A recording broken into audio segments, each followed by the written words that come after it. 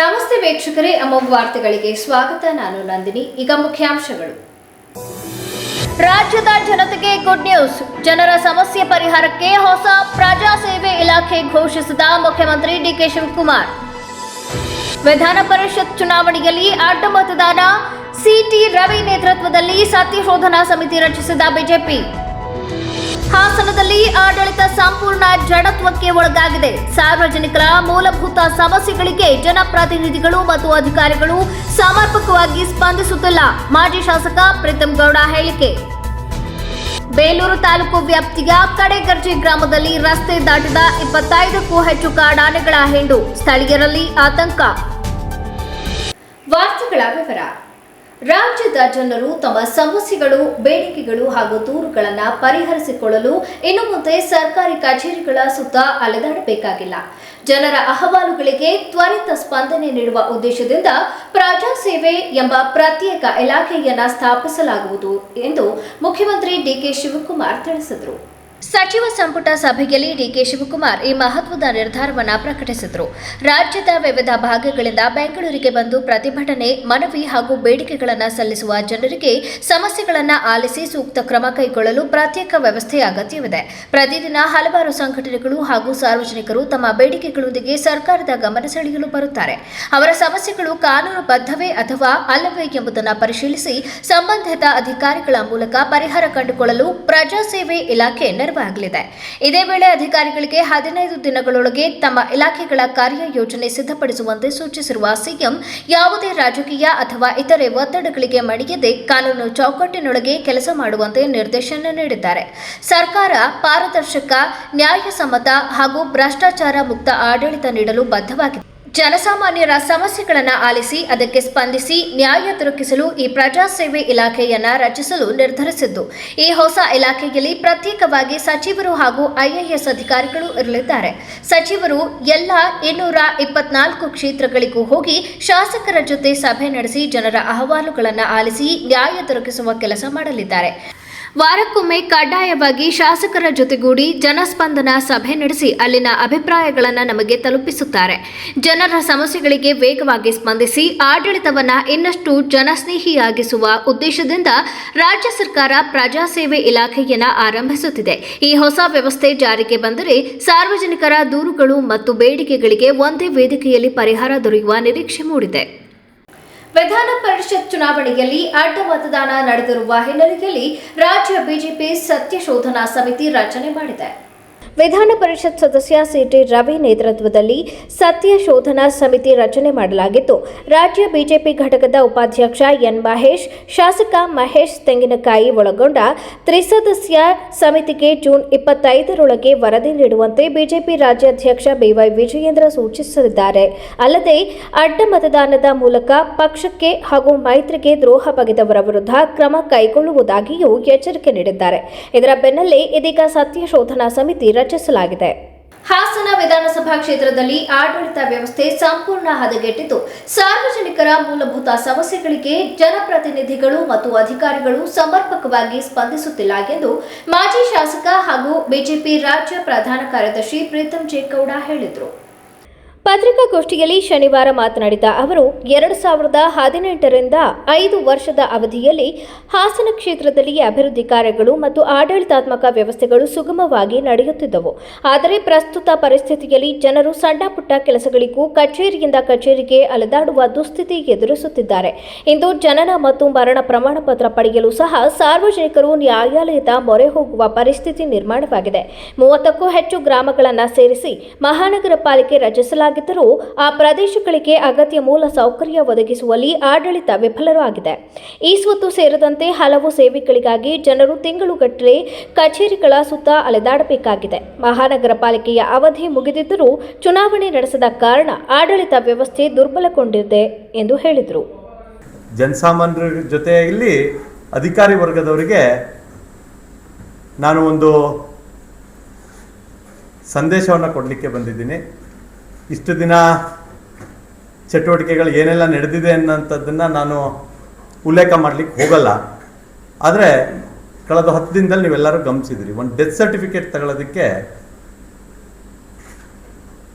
ಆಸ್ಪತ್ರೆಗೆ ಹೋದಂಥ ಸಂದರ್ಭದಲ್ಲಿ ಮುಂಚೆ ನಡೀತಿದ್ದ ಪದ್ಧತಿ ಏನಂತ ಹೇಳಿದ್ರೆ ಯಾವುದೇ ಒಂದು ಹೆರಿಗೆ ಆದಂಥ ಸಂದರ್ಭದಲ್ಲಿ ಯಾವುದೇ ಆಸ್ಪತ್ರೆ ಆಗ್ಬೋದು, ಮಾಹಿತಿಯನ್ನು ನಗರಸಭೆಗೆ ಕೊಡೋವಂಥದ್ದಾಗ್ತಿತ್ತು. ಆ ಡೇಟಾವನ್ನು ಇಟ್ಕೊಳ್ತಿದ್ರು. ಪೋಷಕರು, ತಂದೆ ತಾಯಿ ನಗರಸಭೆಗೆ ಹೋದಂಥ ಸಂದರ್ಭದಲ್ಲಿ ಬರ್ತ್ ಸರ್ಟಿಫಿಕೇಟನ್ನು ಕೊಡುವಂಥದ್ದಾಗ್ತಿತ್ತು. ಅದೇ ರೀತಿಯಾಗಿ ಡೆತ್ ಸರ್ಟಿಫಿಕೇಟ್ ಕೂಡ ಒಂದು ರೋಟೀನ್ ಪ್ರೋಸೆಸ್ ಇತ್ತು. ಆದರೆ ಇವತ್ತು ವಿಪರ್ಯಾಸ ಏನು ಅಂತೇಳಿ ಹೇಳಿದ್ರೆ ಆ ಡೇಟಾ ಕಲೆಕ್ಷನ್ ಕೂಡ ಆಗಕ್ಕಾಗ್ತಾ ಇಲ್ಲ. ಕೋರ್ಟ್ ಮೂಲಕ ನೀವು ಬರ್ತ್ ಸರ್ಟಿಫಿಕೇಟನ್ನು ತೆಗೆದುಕೊಳ್ಬೇಕು, ಕೋರ್ಟಿಗೆ ಅಪ್ಲೈ ಮಾಡಿ ಅನ್ನೋ ಪರಿಸ್ಥಿತಿ ಎದುರಾಗಿದೆ. ಅಂದರೆ ಒಬ್ಬ ಸಾಮಾನ್ಯ ರೈತ ಕುಟುಂಬಕ್ಕೆ, ಸಾಮಾನ್ಯ ಮಧ್ಯಮ ವರ್ಗ ಮತ್ತು ಕೆಳವರ್ಗದ ಕುಟುಂಬದಲ್ಲಿ ಒಂದು ಮಗು ಹುಟ್ಟಿದ್ರೆ 3,000-4,000 ರೂಪಾಯಿ ಕನಿಷ್ಠ ಖರ್ಚಾಗುವಂಥ ಪರಿಸ್ಥಿತಿ ನಿರ್ಮಾಣ ಆಗ್ತಿದೆ. ಯಾಕೆ ವಿಚಾರವನ್ನು ಉಲ್ಲೇಖ ಮಾಡ್ತಿದ್ದೀನಿ ಅಂತೇಳಿ ಹೇಳಿದ್ರೆ, ಜನಸಾಮಾನ್ಯರಿಗೆ ಬೇಕಾಗಿರೋವಂಥದ್ದು ದೊಡ್ಡ ದೊಡ್ಡ ವಿಚಾರಗಳಲ್ಲ. ಅವ್ರಿಗೆ ಬೇಕಾಗಿರೋವಂಥದ್ದು ದಿನನಿತ್ಯ ಅವರ ಜೀವನದಲ್ಲಿ ಆಗುವಂಥ ವಿಚಾರಗಳಲ್ಲಿ ಸರ್ಕಾರ ಮತ್ತು ಸ್ಥಳೀಯ ಅಧಿಕಾರಿಗಳ ಸ್ಪಂದನೆ ಬಹಳ ಮುಖ್ಯವಾಗಿರುತ್ತೆ. ಉದಾಹರಣೆಗೆ ಈಗ 20ಕ್ಕೂ ಹೆಚ್ಚು ಹಳ್ಳಿಗಳನ್ನು ನಾವು ನಗರಸಭೆ ವ್ಯಾಪ್ತಿಗೆ ಸೇರಿಸಿ ಪಾಲಿಕೆ ಮಾಡಬೇಕು ಅಂತೇಳಿ ನಮ್ಮ ಸಮಯದಲ್ಲಿ ನಿರ್ಧಾರ ಆಯಿತು. ಅದರಂತೆ ಅನೇಕ ಅಭಿವೃದ್ಧಿ ಕಾರ್ಯಗಳನ್ನು ಕೂಡ ಹಾಕಿದ್ವಿ. ನಗರಸಭೆಗೂ ಯಾವುದೇ ಕಡಿಮೆ ಇರದ ರೀತಿಯಲ್ಲಿ ಎಲ್ಲ ಗ್ರಾಮಗಳಿಗೆ ಮೂಲಭೂತ ಸೌಕರ್ಯವನ್ನು ಮಾಡೋಂಥದ್ದು ಮಾಡಿದ್ವಿ. ಮುಂದುವರೆದ ಭಾಗವಾಗಿ ಈ ಸರ್ಕಾರದಲ್ಲಿ 10 ಹಳ್ಳಿಗಳನ್ನು ಸೇರಿಸೋಂಥ ಕೆಲಸ ಆಯಿತು. ಆದರೆ ಇವತ್ತು ತನಕ ID ನಂಬರ್ ಬಂದಿಲ್ಲ. ಆ ಜಮೀನಿನ ಮಾಲೀಕರಿಗೆ ತ್ರಿಶಂಕು ಸ್ಥಿತಿಯಲ್ಲಿ ಇರುವಂತೆ ಆಗಿದೆ. ಯಾವುದೇ ವಹಿವಾಟು ಆಗ್ತಾ ಇಲ್ಲ. ಖಾತೆ ಹಳೆ ನಗರ ಪಾಲಿಕೆಗೆ ಸೇರಿರುವಂಥ ಜಾಗನ ಈಸ್ವತ್ ಕೇಳಕ್ಕೆ ಹೋದ್ರೆ ಅದಕ್ಕೆ ವ್ಯವಸ್ಥಿತವಾದಂಥ ಮಾನದಂಡವನ್ನು ಇಟ್ಕೊಂಡಿಲ್ಲ. ಅಂದ್ರೆ ಬರೀ ಒಂದು ಈಸ್ವತ್ ಮಾಡಿಸ್ಕೊಳ್ಳೋದಕ್ಕೆ 10 ದಿನ 15 ದಿನ ಅದು ಬ್ರೋಕರ್ಗಳ ಸಹಕಾರ ಪಡೆಯುವಂಥ ಪರಿಸ್ಥಿತಿ ನಿರ್ಮಾಣ ಆಗಿದೆ. ಒಂದು ಬರ್ತ್ ಸರ್ಟಿಫಿಕೇಟ್, ಡೆತ್ ಸರ್ಟಿಫಿಕೇಟ್ ತಗೊಳ್ಳೋದಕ್ಕೆ 5,000-10,000 ಸಾವಿರ ಖರ್ಚಾಗುವಂಥ ಪರಿಸ್ಥಿತಿ ನಿರ್ಮಾಣ ಆಗಿದೆ. ನಗರ ಪಾಲಿಕೆಯಲ್ಲಿ ಚುನಾವಣೆ ಸರಿಯಾದ ಸಮಯಕ್ಕಾಗದೆ, ಚುನಾಯಿತ ಪ್ರತಿನಿಧಿಗಳಿಲ್ಲದೆ 35 ವಾರ್ಡ್ಗೆ ಸಮಾನವಾಗಿ ಹಂಚಿಕೆ ಆಗಬೇಕು ಅಂತ ಕಲ್ಪನೆಯನ್ನು ಇಟ್ಕೊಂಡು ಸಾರ್ವಜನಿಕರು ಯೋಚನೆ ಮಾಡ್ತಿದ್ದಾರೆ. ಆ ಪರಿಸ್ಥಿತಿ ಇವತ್ತಿಲ್ಲ. ಯುಜಿಡಿ ದುರಸ್ತಿ ಸೇರಿದಂತೆ ಹಲವು ನಾಗರಿಕ ಸಮಸ್ಯೆಗಳಿಗೆ ಸಮಯಕ್ಕೆ ಸರಿಯಾಗಿ ಸ್ಪಂದನೆ ಸಿಗುತ್ತಿಲ್ಲ. ಮೈಸೂರು ಕೇಂದ್ರದಲ್ಲಿರುವ ಪ್ರಾದೇಶಿಕ ಆಯುಕ್ತರು ಹಾಸನ ಜಿಲ್ಲೆಯ ಸಮಸ್ಯೆಗಳತ್ತ ಸಮರ್ಪಕ ಗಮನ ಹರಿಸುತ್ತಿಲ್ಲ. ವಾರಕ್ಕೊಮ್ಮೆ ಯಾರಾದರೂ ಜಿಲ್ಲೆಗೆ ಭೇಟಿ ನೀಡಿ ಪರಿಸ್ಥಿತಿಯನ್ನು ಪರಿಶೀಲಿಸುವ ಕೆಲಸ ಆಗುತ್ತಿಲ್ಲ. ಅಧಿಕಾರಿಗಳ ನಿರ್ಲಕ್ಷ್ಯದಿಂದ ಸಾರ್ವಜನಿಕರು ಸಂಕಷ್ಟ ಅನುಭವಿಸುತ್ತಿದ್ದಾರೆ ಎಂದು ಹೇಳಿದರು. ಯುಜಿಡಿ ಬ್ಲಾಕ್ ಆದ್ರೆ ಎಷ್ಟು ಸಮಯ ತಗೊಳುತ್ತೆ ಅಂತೇಳಿ ಯಾರು ಹೇಳಲಿಕ್ಕೆ ಸಾಧ್ಯ ಇಲ್ಲ. ಅಂದ್ರೆ ಎಷ್ಟು ದಿನದೊಳಗಾಗಿ ಆ ಕಾಮಗಾರಿ ಪೂರ್ಣಗೊಳ್ಳುತ್ತೆ, ಅದನ್ನ ಸರಿಪಡಿಸ್ತೀವಿ ಅಂತೇಳಿ ಹೇಳಲಿಕ್ಕೆ ಸಾಧ್ಯ ಇಲ್ಲ. ಯಾಕಂದ್ರೆ ನಗರದಲ್ಲಿ ಇರುವಂತ ನಗರ ಪಾಲಿಕೆ ಸದಸ್ಯರು ಕೂಡ ಇಲ್ಲ. ನಾನು ಕೇಳುವಂಥದ್ದು ಇಷ್ಟೇನೆ, ನಗರ ಪಾಲಿಕೆ ಅಧಿಕಾರಿಗಳಿಗೆ ಉನ್ನತೀಕರಣ ಆದ ನಂತರ 3 ಎಕ್ಸಿಟ್ ಇಂಜಿನಿಯರ್ ಇರಬೇಕು ಅಂತೇಳಿ ಇದೆ, ಸ್ಯಾಂಕ್ಷನ್ ಪೋಸ್ಟ್ ಇದೆ, ಎಲ್ಲ ಇದೆ. ಆದರೆ ಇಲ್ಲಿ ತನಕ ಒಂದೇ ಒಂದು ಹುದ್ದೆ ಕೂಡ ಇಲ್ಲಿ ತನಕ ಭರ್ತಿಯಾಗಿಲ್ಲ. ನನಗೂ ಸರ್ಕಾರಿ ವ್ಯವಸ್ಥೆ ಅರ್ಥ ಆಗುತ್ತೆ, ಸಮಯ ಹಿಡಿಯುತ್ತೆ ಅಂತಿದೆ. ಆದರೆ ಆ ಸಮಯ ತಾತ್ಕಾಲಿಕವಾಗಿ ನಾವು ಟೆಂಪ್ರರಿಯಾಗಿ ಬೇಸಿಸಲ್ಲಿ ಅಧಿಕಾರಿಗಳು ತೆಗೆದುಕೊಂಡು ಜನಸಾಮಾನ್ಯರ ನೋವುಗಳಿಗೆ ಸ್ಪಂದಿಸುವಂಥ ಕೆಲಸವನ್ನು ಆಗಬೇಕು. ಇದನ್ನು ಕೇಳೋಣ ಅಂತ ಹೋದ್ರೆ ನಗರಸಭೆಯ ಚುನಾಯಿತ ಪ್ರತಿನಿಧಿ ಇಲ್ಲ. ನಗರಸಭೆ ಆಗಿದ್ದರೆ DC ಅಧ್ಯಕ್ಷ ಇರ್ತಿದ್ರು, DC ಹತ್ರ ಹೋಗಿ ಕೇಳ್ಬೋದಿತ್ತು. ಈಗ RC ಮೈಸೂರು, ದೂರದ ಮೈಸೂರಲ್ಲಿ ಕೂತಿದ್ದಾರೆ. ನಗರ ಪಾಲಿಕೆಯ ಜವಾಬ್ದಾರಿಯನ್ನು ಹೊತ್ತಿರುವಂಥ RC ವಾರಕ್ಕೊಮ್ಮೆ ಆದರೂ ಕೂಡ ನಗರ ಪಾಲಿಕೆ ಆವರಣಕ್ಕೆ ಬಂದು ಜನಸಾಮಾನ್ಯರ ಸಮಸ್ಯೆಗೆ ಸ್ಪಂದಿಸಿ ಏನಾದರೂ ಪರಿಹಾರ ಕೊಟ್ಟಿದ್ರೆ ಬಹುಶಃ ಈ ರೀತಿಯ ಪರಿಸ್ಥಿತಿ ನಿರ್ಮಾಣ ಆಗ್ತಿರಲಿಲ್ಲ ಅನ್ನೋಂಥದ್ದು ನನ್ನ ವೈಯಕ್ತಿಕ ಭಾವನೆ. ನನಗಿರೋಂಥ ಅಲ್ಪ ಸ್ವಲ್ಪ ಏನು ಜವಾಬ್ದಾರಿ ಏನಾದ್ರು ಕೆಲಸ ಮಾಡಿದಂಥ ಸಂದರ್ಭದಲ್ಲಿ ಎಕ್ಸ್ಪೀರಿಯನ್ಸ್ ಪ್ರಕಾರ ಹೇಳೋಂಥದ್ದು. ಇವತ್ತೇನು ಸಮಸ್ಯೆ ಆಗ್ತಿದೆ ಅಂತ ಹೇಳಿದ್ರೆ, ಜನಪ್ರತಿನಿಧಿಗಳು, ಕಾರ್ಪೊರೇಟರ್ಗಳು, ಮಾಜಿ ಕಾರ್ಪೊರೇಟರ್ಗಳು ಹೋದ್ರೆ ನಿಮಗೂ ಈ ನಗರಸಭೆಗೆ, ನಗರ ಪಾಲಿಕೆಗೆ ಸಂಬಂಧ ಇಲ್ಲ ಅನ್ನೋ ರೀತಿಯಲ್ಲಿ ಅಧಿಕಾರಿಗಳು ವರ್ತನೆ ಮಾಡೋವಂಥದ್ದು. ಅವ್ರು ಯಾರು ಕೂಡ ವೈಯಕ್ತಿಕ ಕೆಲಸಕ್ಕೆ ಹೋಗೋದಿಲ್ಲ. ಜನಸಾಮಾನ್ಯರು ಅವ್ರ ವಾರ್ಡಲ್ಲಿ ಇದ್ದಂಥ ಕೆಲಸ, ಪಕ್ಷ ಯಾವುದೇ ಇರಲಿ, ಕಾಂಗ್ರೆಸ್ ಇರಲಿ, ಜನತಾದಳ ಇರಲಿ, BJP ಇರಲಿ, ಅವ್ರಿಗೆ ಕನಿಷ್ಠ ಸ್ಪಂದಿಸುವಂಥ ಕೆಲಸನಾದ್ರು ಅಧಿಕಾರಿಗಳು ಮಾಡಿದ್ರೆ ಬಹುತೇಕ ಅನೇಕ ಸಮಸ್ಯೆಗಳಿಗೆ ಪರಿಹಾರ ಕಂಡುಕೊಳ್ಬೋದು. ಶಾಸಕರು ವಾರದಲ್ಲಿ ಕನಿಷ್ಠ 2 ದಿನ ಸಾರ್ವಜನಿಕರ ಅಹವಾಲು ಆಲಿಸಲು ಮೀಸಲಿಟ್ಟು ರಾಜಕೀಯವನ್ನ ಬದಿಗಿಟ್ಟು ಅಭಿವೃದ್ಧಿ ಕಾರ್ಯಗಳಿಗೆ ಆದ್ಯತೆ ನೀಡಬೇಕು. ಜನರ ಸಮಸ್ಯೆಗಳಿಗೆ ಸಂಬಂಧಪಟ್ಟ ಅಧಿಕಾರಿಗಳು ಮತ್ತು ಜನಪ್ರತಿನಿಧಿಗಳು ಸ್ಪಂದಿಸದಿದ್ದರೆ ವಾರದಲ್ಲಿ 1 ದಿನ ಮಹಾನಗರ ಪಾಲಿಕೆ ಹಾಗೂ ತಾಲೂಕು ಕಚೇರಿ ಆವರಣದಲ್ಲಿ ನಾನೇ ಕುರ್ಚಿ ಹಾಕಿಕೊಂಡು ಕುಳಿತು ಸಾರ್ವಜನಿಕರ ಸಮಸ್ಯೆಗಳಿಗೆ ಪರಿಹಾರ ದೊರಕಿಸುವ ನಿಟ್ಟಿನಲ್ಲಿ ಮುಂದಾಗುತ್ತೇನೆ ಎಂದು ಹೇಳಿದರು. ಕಂದಾಯಗಳಿಗೆ ಏನು ಸಮಸ್ಯೆ ಆಗ್ತಿದೆ, ಆಡಳಿತ ಸಮಸ್ಯೆ, ಅದಕ್ಕೆ ಬೆಳಗ್ಗೆಯಿಂದ ಸಂಜೆ ತನಕ ಕೂರುವಂಥ ಕೆಲಸ ಆಗಬೇಕು. ಈಗ ಆಡಳಿತ ಪಕ್ಷದಲ್ಲಿ ಇಲ್ಲ ನಮ್ಮ ಸ್ಥಳೀಯ ಜನಪ್ರತಿನಿಧಿಗಳು, ಅವ್ರಿಗೆ ಹೆಚ್ಚು ಡೆವಲಪ್ಮೆಂಟ್ ವರ್ಕಿಗೆ ಸಿಗಲ್ಲ ಅನ್ನೋಂಥದ್ದು ಪಾಪ ಅರ್ಥ ಮಾಡ್ಕೊಳ್ಳೋ ಅಂಥ ವಿಚಾರ, ನಾವೇನು ಅದನ್ನು ದೂಷಿಸೋ ಅಂತ ಕೆಲಸ. ಆದರೆ ಒಬ್ಬ ಶಾಸಕರಾಗಿ ಜನಸಾಮಾನ್ಯರಿಗೆ ಸ್ಪಂದಿಸೋಂಥ ಕೆಲಸನಾದರೂ ಮಾಡ್ಬೋದಲ್ಲ, ಜನರಿಗೆ ಹತ್ರ ಆಗೋಂಥ ಕೆಲಸ ಮಾಡ್ಬೋದಲ್ಲ ಅಂತ ನನ್ನ ಅಪೇಕ್ಷೆ ಇದೆ. ಹಾಗಾಗಿ ಕನಿಷ್ಠ ಬೆಳಗ್ಗೆ 9:30 ಸಂಜೆ 6:30 ತನಕ ತಾಲೂಕು ಕಚೇರಿಯಲ್ಲಿ, ಮುನ್ಸಿಪಾಲ್ಟಿ ಕಚೇರಿಯಲ್ಲಿ ವಾರಕ್ಕೆ 2 ದಿನ ಸಾರ್ವಜನಿಕರಿಗೋಸ್ಕರ ಸಮಯ ಕೊಡುವಂಥದ್ದಾಗಬೇಕು. ಅವ್ರು 2 ದಿನ ಕೊಟ್ಟರೆ ನಾವು 2 ದಿನ ಕೊಡ್ತೀವಿ. ಅಂತಿಮವಾಗಿ ಏನಾಗಬೇಕು, ಜನಸಾಮಾನ್ಯರಿಗೆ ಒಳ್ಳೇದಾಗಬೇಕು. ಅವ್ರು ಸೋಮವಾರ ಮಾಡಿದ್ರೆ ನಾನು ಮಂಗಳವಾರ ಇರ್ತೀನಿ, ಅಥವಾ ಅವರೇ 2 ದಿನ ಇರ್ತಾರೆ ಅಂತೇಳಿ ಹೇಳಿದ್ರೆ ನಾನು ಆ ಕಚೇರಿ ಕಡೆಗೆ ಹೋಗೋದಿಲ್ಲ. ಈ ರೀತಿಯಾಗಿ ಒಂದು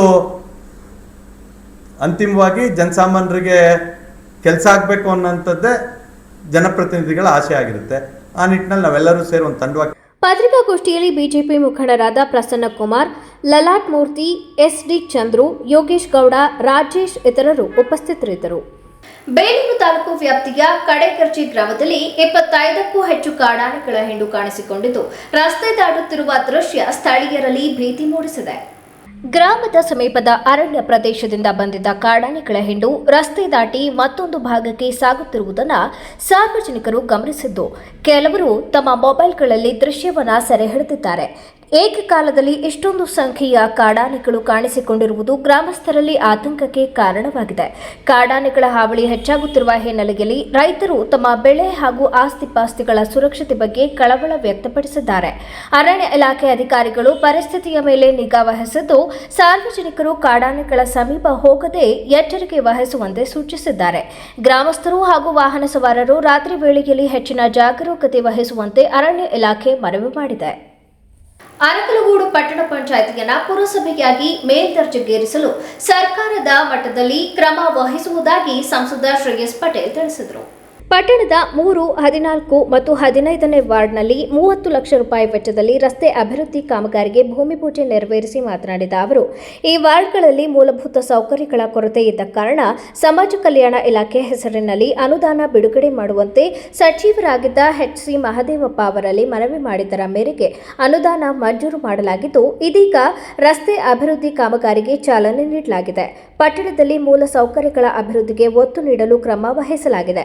ಪಟ್ಟಣ ಪಂಚಾಯಿತಿಯನ್ನ ಪುರಸಭೆಯಾಗಿ ಮೇಲ್ದರ್ಜೆಗೇರಿಸುವ ಸಂಬಂಧ ಕೆಲವು ಮಾನದಂಡಗಳಿದ್ದು ಇವುಗಳನ್ನು ಒಮ್ಮೆ ಪರಿಶೀಲಿಸಲಾಗಿದೆ. ಮತ್ತೊಮ್ಮೆ ಸರ್ಕಾರದ ಮಟ್ಟದಲ್ಲಿ ಪರಿಶೀಲಿಸಿ ಪುರಸಭೆಯಾಗಿ ಮೇಲ್ದರ್ಜೆಗೇರಿಸಲು ಕ್ರಮ ಕೈಗೊಳ್ಳಲಾಗುವುದು. ಕುಡಿಯುವ ನೀರಿನ JJM ಯೋಜನೆ ಕಾಮಗಾರಿಗೆ ಕೈಗೊಳ್ಳಲು ಸಾಕಷ್ಟು ಕಡೆ ಸುಸ್ಥಿತಿಯಲ್ಲಿದ್ದ ರಸ್ತೆಗಳನ್ನು ಅಗೆದು ಹಾಳು ಮಾಡಲಾಗಿದೆ. ಎಂಜಿನಿಯರ್ ಕೂಡ ತಲೆಕೆಡಿಸಿಕೊಳ್ಳುತ್ತಿಲ್ಲ. ಹಾಳಾದ ರಸ್ತೆಯನ್ನು ಗುತ್ತಿಗೆದಾರ ಸರಿಪಡಿಸಬೇಕು. ಈ ಸಂಬಂಧ ಸರ್ಕಾರದ ಮಟ್ಟದಲ್ಲಿ ಕ್ರಮ ಕೈಗೊಳ್ಳಲಾಗುವುದು ಎಂದು ಹೇಳಿದರು. ಇವತ್ತು ನಮ್ಮ ಅರಕಲಗೂಡು ಪಟ್ಟಣ ಪಂಚಾಯತಿ ವ್ಯಾಪ್ತಿಯಲ್ಲಿ ವಾರ್ಡ್ ನಂಬರ್ಗಳಂತಹ 3, 14, 15 ವ್ಯಾಪ್ತಿಯಲ್ಲಿ ರಸ್ತೆ ಕಾಂಕ್ರೀಟೀಕರಣ ಗುದ್ಲಿ ಪೂಜೆಯನ್ನು ಇವತ್ತು ನಾವು ನೆರವೇರಿಸಿದ್ವಿ. ಸಮಾಜ ಕಲ್ಯಾಣ ಇಲಾಖೆ ಸಚಿವರಿಗೆ ಮನವಿಯನ್ನು ಮಾಡಿದೆ. ಈ ಒಂದಷ್ಟು 3 ವಾರ್ಡ್ಗೆ ಮೂಲಭೂತ ಸೌಕರ್ಯ ಏನು ನಮ್ಮ ದಲಿತರು ಇಲ್ಲಿ ವಾಸ ಮಾಡ್ತಿದ್ದಾರೆ, ಇಲ್ಲಿ ಮೂಲಭೂತ ಸೌಕರ್ಯ ತುಂಬ ಸಮಸ್ಯೆ ಇರೋದ್ರಿಂದ ಮನವಿ ಮಾಡಿದ ಕಾರಣ 3 ವಾರ್ಡ್ಗೂ 10 ಲಕ್ಷ ಮಂಜೂರನ್ನು HC ಮಹದೇವಪ್ಪ ಸಾಹೇಬರು ಮಾಡಿಕೊಟ್ಟಿದ್ರು.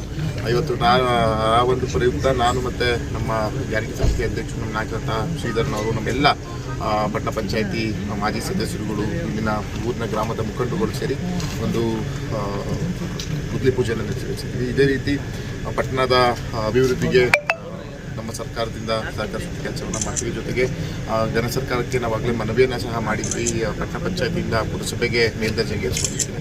ಇದು ಸಹ ನಮ್ಮ ಸರ್ಕಾರದಲ್ಲಿ ಮಾಡುವಂಥ ಕೆಲಸವನ್ನು ಏನೇನು ಅದಕ್ಕೆ ಅಗತ್ಯ ಕ್ರಮಗಳು ಬೇಕು ಅದನ್ನು ತಗೊಂಡು ಮತ್ತೆ ಮುಖ್ಯಮಂತ್ರಿಗಳನ್ನ ಭೇಟಿ ಮಾಡಿ ನಾನು ನಮ್ಮ ಶ್ರೀಧರ್ ನಾವು ಸೇರಿ ಮುಂದಿನ ದಿನಗಳಲ್ಲಿ ಪುರಸಭೆಗೆ ಮೇಲ್ದರ್ಜೆಗೇರಿಸುವಂಥ ಕೆಲಸವನ್ನು ನಾವು ಈ ಸಂದರ್ಭದಲ್ಲಿ ತಹಸೀಲ್ದಾರ್ ಕೆಸಿ ಸೌಮ್ಯ, ಪಟ್ಟಣ ಪಂಚಾಯಿತಿ ಮುಖ್ಯಾಧಿಕಾರಿ ನಾಗೇಂದ್ರ ಕುಮಾರ್, ತಾಲೂಕು ಗ್ಯಾರಂಟಿ ಅನುಷ್ಠಾನ ಸಮಿತಿ ಅಧ್ಯಕ್ಷ ಎಚ್ಪಿ ಶ್ರೀಧರ್ ಗೌಡ, ಬ್ಲಾಕ್ ಕಾಂಗ್ರೆಸ್ ಅಧ್ಯಕ್ಷ ಕೆಟಿ ಸೋಮಶೇಖರ್, ಮುಖಂಡರಾದ ರಾಜೇಶ್, ಹರೀಶ್, ಲಿಂಗರಾಜು, ಚಂದ್ರಣ್ಣ, ಮಾದೇಶ್, ಗಣೇಶ್ ವೇಲಾಪುರಿ ಇತರರು ಹಾಜರಿದ್ದರು. ವಿಧಾನ ಪರಿಷತ್ ಚುನಾವಣೆಯಲ್ಲಿ ಬೇಲೂರು ಶಾಸಕ ಎಚ್.ಕೆ. ಸುರೇಶ್ ವಿರುದ್ಧ ಕೇಳಿಬರುತ್ತಿರುವ ಅಡ್ಡ ಮತದಾನ ಆರೋಪಗಳು ಸಂಪೂರ್ಣ ಸುಳ್ಳು ಹಾಗೂ ರಾಜಕೀಯ ಪ್ರೇರಿತ ಅಪಪ್ರಚಾರ ಎಂದು ಬಿಜೆಪಿ ಅಧ್ಯಕ್ಷ ಸಂಜಯ್ ಸ್ಪಷ್ಟಪಡಿಸಿದರು. ಪತ್ರಿಕಾಗೋಷ್ಠಿಯಲ್ಲಿ ಮಾತನಾಡಿದ ಬಿಜೆಪಿ ತಾಲೂಕು ಅಧ್ಯಕ್ಷ ಸಂಜಯ್, ಶಾಸಕ ಎಚ್.ಕೆ. ಸುರೇಶ್ ಅವರು ಪಕ್ಷದ ಸೂಚನೆಯಂತೆ ಮತ ಚಲಾಯಿಸಿದ್ದು, ಈ ಕುರಿತು ಈಗಾಗಲೇ ಸಾರ್ವಜನಿಕವಾಗಿ ಸ್ಪಷ್ಟನೆ ನೀಡಿದ್ದಾರೆ ಎಂದು ಹೇಳಿದರು. 2008ರಿಂದ ಬಿಜೆಪಿ ಹಾಗೂ ಸಂಘ ಪರಿವಾರದ ನಿಷ್ಠಾವಂತ ಕಾರ್ಯಕರ್ತರಾಗಿ ಪಕ್ಷ ಸಂಘಟನೆಗೆ ದುಡಿಯುತ್ತಿರುವ ಸುರೇಶ್ ವಿರುದ್ಧ ಉದ್ದೇಶಪೂರ್ವಕವಾಗಿ ಅಪಪ್ರಚಾರ ನಡೆಸಲಾಗುತ್ತಿದೆ. ಕಾರ್ಯಕರ್ತರು ಯಾವುದೇ ಸುಳ್ಳು ಸುದ್ದಿಗಳಿಗೆ ಕಿವಿಗೊಡದೆ ಪಕ್ಷ ಸಂಘಟನೆ ಬಲಪಡಿಸುವ ಕಾರ್ಯದಲ್ಲಿ ತೊಡಗಿಸಿಕೊಳ್ಳಬೇಕು ಎಂದು ಹೇಳಿದರು. ಸುದ್ದಿ ಆಗ್ತಾ ಇದೆ ಅಡ್ಡ ಮತದಾನ. ಅದರಲ್ಲಿ ಪ್ರಮುಖವಾಗಿ ನಮ್ಮ ನಾಯಕರು ಹಾಗೂ ನಮ್ಮ ಶಾಸಕರ ಹೆಸರು ತಳುಕಾಕಿತ್ತು. ಅದಕ್ಕೆ ಕಾರ್ಯಕರ್ತರಿಗೆ ಹಾಗೂ ಈ ಒಂದು ಬೇಲೂರು ವಿಧಾನಸಭಾ ಕ್ಷೇತ್ರದ ಮತದಾರರಿಗೆ ಹಾಗೂ ಸಮಸ್ತ ಸಜ್ಜನ ನಾಗರಿಕ ಬಂಧುಗಳಿಗೆ ಹೇಳೋದೇನೆಂದ್ರೆ, ಆರೋಪಕ್ಕೆ ದೂರ. ಯಾರೋ ಶಾಸಕರ ಒಂದು ಹೇಳಿಕೆ ಸಹಿಸಲಾರದೆ ಈ ರೀತಿ ಈ ಒಂದು ಎಲೆಕ್ಟ್ರಾನಿಕ್ ಮೀಡಿಯಾದಲ್ಲಿ ಸುಳ್ಳು ಸುದ್ದಿ ಹಬ್ಸುವಂಥದ್ದು ಒಂದು ಪ್ರಚೋದನಾಕಾರಿಯಾಗಿ ಅವರಿಗೆ ಸುಳ್ಳು ಸುದ್ದಿ ಬಿತ್ತರಿಸಕ್ಕೆ ಅನುವು ಮಾಡಿಕೊಟ್ಟಿದ್ದಾರೆ. ಅದರಲ್ಲಿ ನಮ್ಮ ಪಕ್ಷದ ಮುಖಂಡರು ಇರ್ಬೋದು ಅಥವಾ ಬೇರೆಯವ್ರದ್ದು ಯಾರ ಕೈವಾಡ ಇರ್ಬೋದು, ಅದು ಆ ಭಗವಂತನೇ ನೋಡ್ಕೊಂತಾನೆ. ಅದಕ್ಕೆ ನಿನ್ನೆ ಶಾಸಕರು ಮತ್ತೊಮ್ಮೆ ಬೆಂಗಳೂರಲ್ಲಿ ಮಾಧ್ಯಮ ಮುಖಾಂತರ ಪ್ರತಿಯೊಂದು ವಿಚಾರಕ್ಕೂ ಸ್ಪಷ್ಟೀಕರಣ ಕೊಟ್ಟಿದ್ದಾರೆ. ಯಾಕೆ ತಡವಾಗಿ ಬಂದಿತ್ತು, ಅಡ್ಡ ಮತದಾನದೇನು, ಎಲ್ಲ ವಿಚಾರವಾಗೂ ಸ್ಪಷ್ಟೀಕರಣ ಕೊಟ್ಟಿದ್ದಾರೆ. ಆದ್ದರಿಂದ ಕಾರ್ಯಕರ್ತರು ಹಾಗೂ ಮತದಾರರನ್ನ ಕೇಳೋದೇನೆಂದ್ರೆ, ಈ ಒಂದು ಅಪಪ್ರಚಾರ ಏನು ಶಾಸಕರ ಮೇಲೆ ಮಾಡ್ತಾ ಇದ್ದಾರೆ, ಇದಕ್ಕೆ ಯಾರು ಕಿವಿಗೊಡಬಾರ್ದು ಹಾಗೂ ಕಾರ್ಯಕರ್ತರು ಈ ಒಂದು ಆತ್ಮಸ್ಥೈರ್ಯ ಕಳ್ಕೋಬಾರ್ದು. ಯಾಕೆಂದ್ರೆ ಶಾಸಕರ ನಡವಳಿಕೆ ನಾವು ತುಂಬಾ ವರ್ಷದಿಂದ ನೋಡ್ತಾ ಇದ್ದೀವಿ. ಅವರು ರಾಜಕೀಯ ಶುರು ಮಾಡಿದ್ದೇ ಬಿಜೆಪಿಯಿಂದಾನೆ. 2008ರಲ್ಲಿ ಹಾಸನಲ್ಲಿ ಒಂದು ನೆಲೆಗಟ್ಟಿಲ್ದ ಟೈಮಲ್ಲೂ ಹಾಸನ ವಿಧಾನಸಭಾ ಕ್ಷೇತ್ರದಲ್ಲಿ ಕಂಟೆಸ್ಟ್ ಮಾಡಿದ್ರು. ಅದನ್ನೆಷ್ಟು ಜಿಲ್ಲಾ ಪಂಚಾಯತಿ ಎಲೆಕ್ಷನ್ ನಿಂತಿದ್ರು. ತದನಂತರ ಬೇಲೂರು 17ನೇ ಇಸ್ವಿ ಸಾಲಿನಲ್ಲಿ ಬಂದರು. 100 ವರ್ಷದಲ್ಲಿ ತುಂಬ ಅಚ್ಚುಕಟ್ಟಾಗಿ ಪಕ್ಷ ಸಂಘಟಿಸಿ 2018ರಲ್ಲಿ ಅಭ್ಯರ್ಥಿಯಾದರು. ಆದರೆ ಒಂದು ಮೊದಲನೇ ಚುನಾವಣೆ ಸೋಲ್ಕೊಳ್ಬೇಕಾಯಿತು. ತದನಂತರ ಮತ್ತು ವಿಚಲಿತಗೊಳ್ಳಿದೆ. ಕ್ಷೇತ್ರದಲ್ಲಿ ಸುತ್ತಿ ಕಾರ್ಯಕರ್ತರಿಗೆ ಆತ್ಮಸ್ಥೈರ್ಯ ತುಂಬಿ 2023ರಲ್ಲಿ ಒಳ್ಳೆಯ ಒಂದು ರಿಸಲ್ಟ್ ಬಂತು. ಭಾರತೀಯ ಜನತಾ ಪಾರ್ಟಿ ಗೆದ್ದಿದೆ. ಇದೆಲ್ಲ ಮನಗಂಡು ಕೆಲವು ಕುತಂತ್ರಿಗಳು ನಮ್ಮ ಪಕ್ಷದಲ್ಲಿ ಇರ್ಬೋದು ಅಥವಾ ಅವ್ರಿಗೆ ಆಗ್ದಲೇ ಇರ್ಬೋದು, ವೈಯಕ್ತಿಕವಾಗಿ ಈ ರೀತಿ ಒಂದು ಅಪಪ್ರಚಾರ ಮಾಡ್ತಾ ಇದ್ದಾರೆ. ಇದನ್ನ ನಾವು ಖಂಡಿಸ್ತೀವಿ. ಹಾಗೂ ಶಾಸಕರು ಯಾವುದೇ ತಪ್ಪು ಮಾಡಿಲ್ಲ, ಅವ್ರಿಗೂ ಕೂಡ ನಾವು ಆತ್ಮಸ್ಥೈರ್ಯ ತುಂಬುವಂತ ಕೆಲಸನ ಕಾರ್ಯಕರ್ತರು ಮಾಡ್ತಾ ಇದೀವಿ ಅಂತೇಳಿ. ಈ ಸಂದರ್ಭದಲ್ಲಿ ರಂಗನಾಥ್, ಮೆಡಿಕಲ್ ಮೋಹನ್, ರಘು, ಶಂಭುಗನಹಳ್ಳಿ ಸೇರಿದಂತೆ ಪಕ್ಷದ ಮುಖಂಡರು ಉಪಸ್ಥಿತರಿದ್ದರು. ಈಗ ಜಾಹೀರಾತು. ಅಜ್ಜಿಯ ಅಡುಗೆ ಅವಳ ಕೈ ರುಚಿಯೊಳಗೆ ನಿಮ್ಮ ಮನೆ ಅಡುಗೆಗೆ ನೈಜ ರುಚಿ ಬೇಕಾದರೆ ಕಲ್ಪ ತೆಂಗಿನೆಣ್ಣೆ. ನನ್ನ ಆರೋಗ್ಯ, ಸೌಂದರ್ಯ ಮತ್ತು ಶಕ್ತಿಯ ರಹಸ್ಯ ಕಲ್ಪ ತೆಂಗಿನೆಣ್ಣೆ. ಪ್ರತಿ ಹನಿಯಲ್ಲೂ ಶುದ್ಧತೆಯನ್ನು ಅನುಭವಿಸಿ. ಕಲ್ಪ ತೆಂಗಿನೆಣ್ಣೆ, ಇದು ಕ್ಯಾಂಪ್ಕೋ ಉತ್ಪನ್ನ. ವರ್ಷಗಳು 100 ದಿನಗಳು. ಮೇಕಿಂಗ್ ಶುಲ್ಕದಲ್ಲಿ 100% ರಿಯಾಯಿತಿ. Bhima legacy fest 100 days offer. ಚಿನ್ನ, ಬೆಳ್ಳಿ ಮತ್ತು ವಜ್ರದ ಮೇಲಿನ ಮೇಕಿಂಗ್ ಶುಲ್ಕದಲ್ಲಿ 100% ವರೆಗೆ ರಿಯಾಯಿತಿ ಪಡೆಯಿರಿ. ಮತ್ತು ಪ್ರತಿ 1 ಲಕ್ಷ ರೂಪಾಯಿ ಮೌಲ್ಯದ ವಜ್ರದ ಮೇಲೆ 24 ಕ್ಯಾರೆಟ್ ಚಿನ್ನದ ಬಾರ್ ಉಚಿತವಾಗಿ ಪಡೆಯಿರಿ. ಎಲ್ಲಾ ಭೀಮಾ ಮಳಿಗೆಗಳಲ್ಲಿ ಲಭ್ಯ. ಷರತ್ತುಗಳು ಅನ್ವಯ. ವಿಜಯ್ ಸಿಲ್ವರ್ ಪ್ಯಾಲೇಸ್ ಬೆಳ್ಳಿಯ ಆಭರಣಗಳ ಮತ್ತು ಬೆಳ್ಳಿ ವಸ್ತುಗಳ ಎಕ್ಸ್ಕ್ಲೂಸಿವ್ ಶೋರೂಮ್. ಮೊಟ್ಟ ಮೊದಲ ಪ್ರತ್ಯೇಕ ಬೆಳ್ಳಿ ಆಭರಣಗಳ ಭಂಡಾರ ವಿಜಯ್ ಸಿಲ್ವರ್ ಪ್ಯಾಲೇಸ್. ನಮ್ಮಲ್ಲಿ ಎಲ್ಲ ಮಾದರಿಯ 92.5 ಹಾಲ್ಮಾರ್ಕ್ನ ಬೆಳ್ಳಿಯ ಆಭರಣಗಳು ದೊರೆಯುತ್ತವೆ. ಗೋಲ್ಡ್ ಪ್ಲೇಟೆಡ್ ಆಂಟಿಕ್ ನೆಕ್ಲೆಸ್ಗಳು, ಜುಮುಕಿಗಳು, ಸೊಂಟದ ಡಾಬುಗಳು, ಟೆಂಪಲ್ ಡಿಸೈನ್ ಬಳೆಗಳು, ತೋಡುಬಂದಿಗಳು, ಎಮರಾಲ್ಡ್ ವಸ್ತುಗಳು, ಪ್ರತಿನಿತ್ಯ ಹೊಸ ಡಿಸೈನ್ಗಳು ಇಲ್ಲಿ ಲಭ್ಯವಿದೆ. ದೇವರ ವಿಗ್ರಹಗಳು, ಬೆಳ್ಳಿಯ ದೀಪಗಳು, ಬೆಳ್ಳಿ ತಟ್ಟೆ, ಬೆಳ್ಳಿ ಚೊಂಬು, ಪೂಜಾ ಸಾಮಗ್ರಿಗಳು, ಬೆಳ್ಳಿಯ ದೇವರ ಮಂಟಪಗಳು ದೊರೆಯುತ್ತವೆ. Vijay silver palace, Subhash square, Devigere circle, Hassan. Contact 9060133333. The future belongs to those who prepare for it today. Jaya Techno School. Admissions now open. Welcome to a campus where smart classrooms, robotics labs, and AI assisted learning make every day an adventure. Where coding, STEM, and 3D innovation workshops turn curious kids into confident creators. Our digital library, language labs, and experienced faculty ensure every child reaches their fullest potential. While our sports complex, arts wing, music rooms, and student wellness center make sure they thrive, not just survive. Your child safety, always our priority. With 24/7 CCTV, GPS tracked transport, and a fully secured campus. Jaya Techno School. Smart learning, safe campus, bright futures. Admissions are open. Seats are filling fast. Call today. Visit our campus. Secure your child's tomorrow. For more details, contact Jaya Techno School. KSRTC Layout, 60 Feet Road, behind Central School, Alsikere Road, BT Koppal, Hassan. Mobile 9964984575, 94494000455.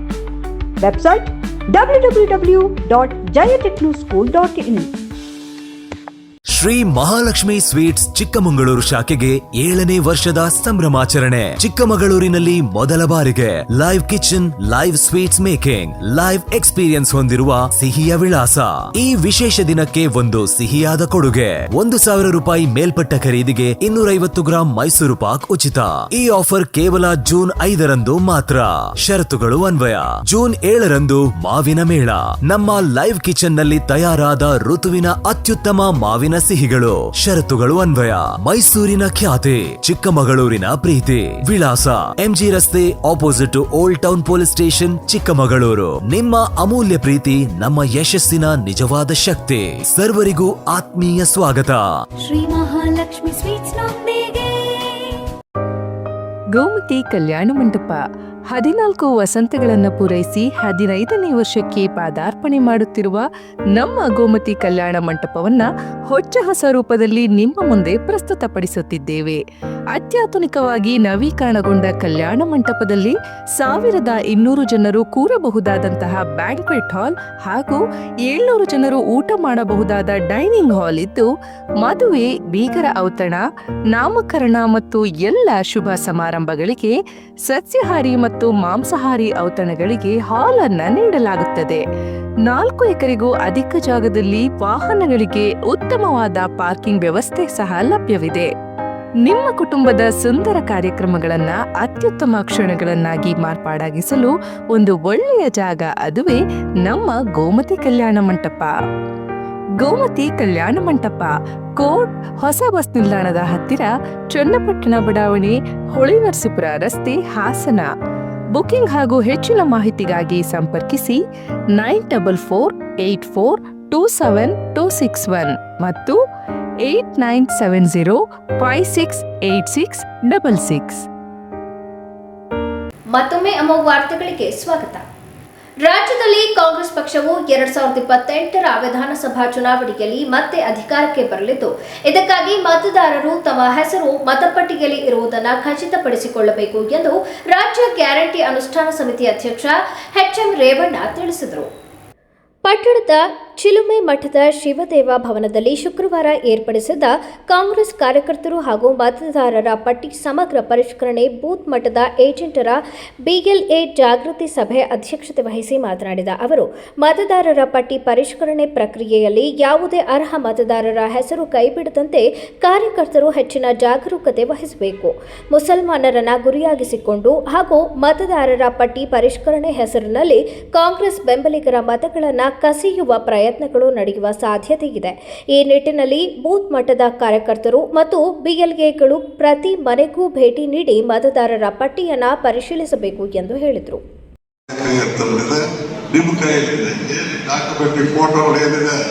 ನೀವೆಲ್ಲರೂ ಕೂಡ ಈ ಕೆಲಸವನ್ನ ಮಾಡಬೇಕು.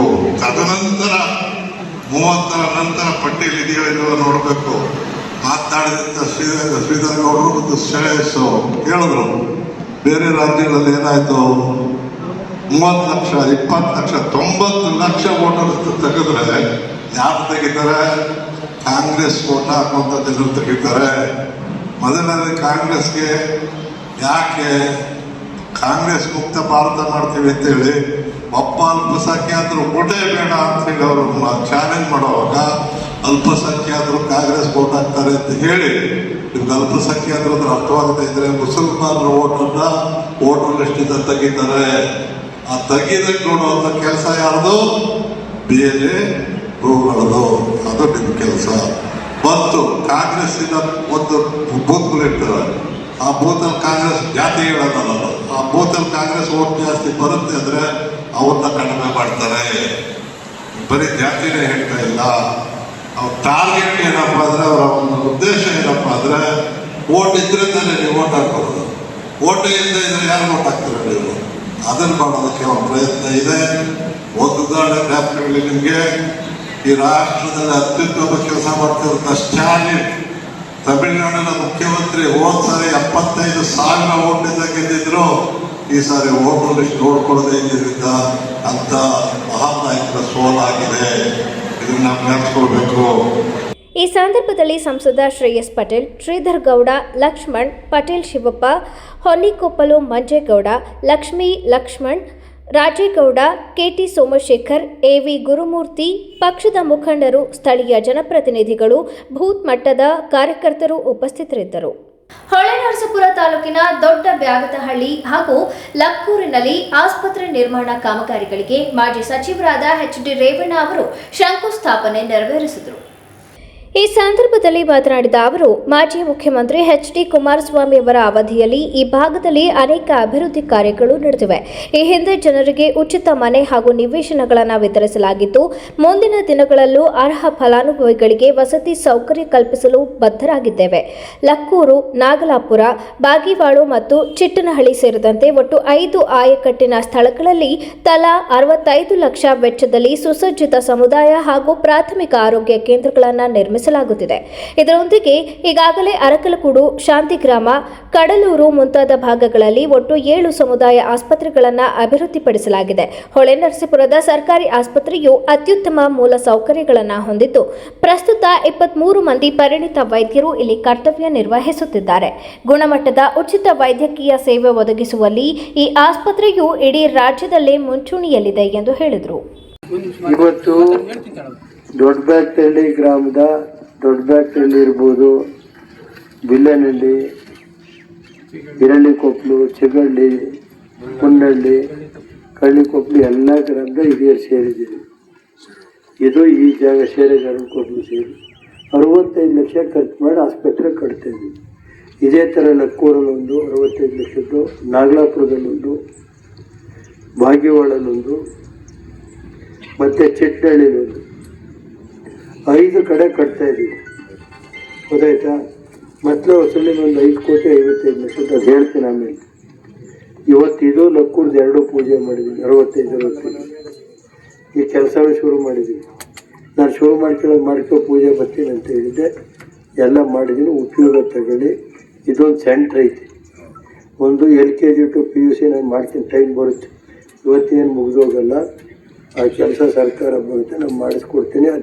ಈ ಶಂಕುಸ್ಥಾಪನಾ ಕಾರ್ಯಕ್ರಮದಲ್ಲಿ ಸ್ಥಳೀಯ ಜನಪ್ರತಿನಿಧಿಗಳು, ವಿವಿಧ ಇಲಾಖೆಯ ಅಧಿಕಾರಿಗಳು ಹಾಗೂ ನೂರಾರು ಸಾರ್ವಜನಿಕರು ಭಾಗವಹಿಸಿದ್ದರು.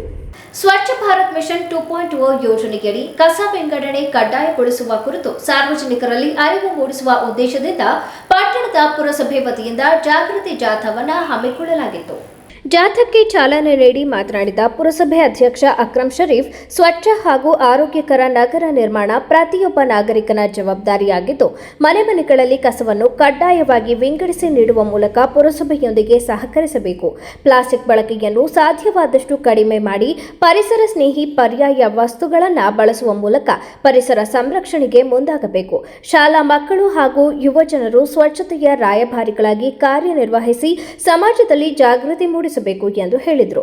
ಪುರಸಭೆ ಮುಖ್ಯಾಧಿಕಾರಿ ಬಸವರಾಜು ಶಿಗ್ಗಾವಿ ಮಾತನಾಡಿ, ಕೇಂದ್ರ ಹಾಗೂ ರಾಜ್ಯ ಸರ್ಕಾರಗಳ ನಿರ್ದೇಶನದಂತೆ ಘನತ್ಯಾಜ್ಯ ನಿರ್ವಹಣಾ ನಿಯಮ 2016 2026 ಜನವರಿ 1ರಿಂದ ಕಡ್ಡಾಯವಾಗಿ ಜಾರಿಗೊಳಿಸಲಾಗುತ್ತಿದೆ. ಮನೆಗಳು ಹಾಗೂ ವಾಣಿಜ್ಯ ಮಳಿಗೆಗಳಲ್ಲಿ ಉತ್ಪತ್ತಿಯಾಗುವ ಕಸವನ್ನು ಹಸಿ ಕಸ, ಒಣ ಕಸ, ಸ್ಯಾನಿಟರಿ ಕಸ ಮತ್ತು ವಿಶೇಷ ಕಾಳಜಿ ಕಸ ಎಂಬ 4 ವಿಭಾಗಗಳಾಗಿ ವಿಂಗಡಿಸಿ ಪೌರ ಕಾರ್ಮಿಕರಿಗೆ ನೀಡುವುದು ಕಡ್ಡಾಯವಾಗಲಿದೆ.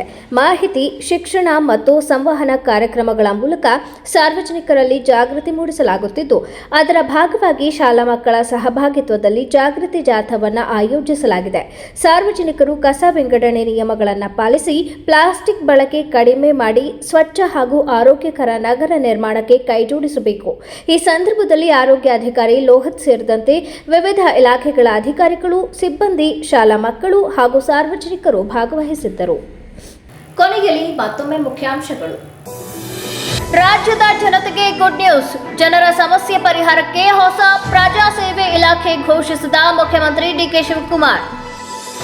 ವಿಧಾನ ಪರಿಷತ್ ಚುನಾವಣೆಯಲ್ಲಿ ಅಡ್ಡ ಮತದಾನ, ಸಿಟಿ ರವಿ ನೇತೃತ್ವದಲ್ಲಿ ಸತ್ಯಶೋಧನಾ ಸಮಿತಿ ರಚಿಸಿದ ಬಿಜೆಪಿ. ಹಾಸನದಲ್ಲಿ ಆಡಳಿತ ಸಂಪೂರ್ಣ ಜಡತ್ವಕ್ಕೆ ಒಳಗಾಗಿದೆ. ಸಾರ್ವಜನಿಕರ ಮೂಲಭೂತ ಸಮಸ್ಯೆಗಳಿಗೆ ಜನಪ್ರತಿನಿಧಿಗಳು ಮತ್ತು ಅಧಿಕಾರಿಗಳು ಸಮರ್ಪಕವಾಗಿ ಸ್ಪಂದಿಸುತ್ತಿಲ್ಲ. ಮಾಜಿ ಶಾಸಕ ಪ್ರೀತಂ ಗೌಡ ಹೇಳಿಕೆ. ಬೇಲೂರು ತಾಲೂಕು ವ್ಯಾಪ್ತಿಯ ಕಡೆಗರ್ಜೆ ಗ್ರಾಮದಲ್ಲಿ ರಸ್ತೆ ದಾಟದ 25ಕ್ಕೂ ಹೆಚ್ಚು ಕಾಡಾನೆಗಳ ಹಿಂಡು. ಸ್ಥಳೀಯರಲ್ಲಿ ಆತಂಕ.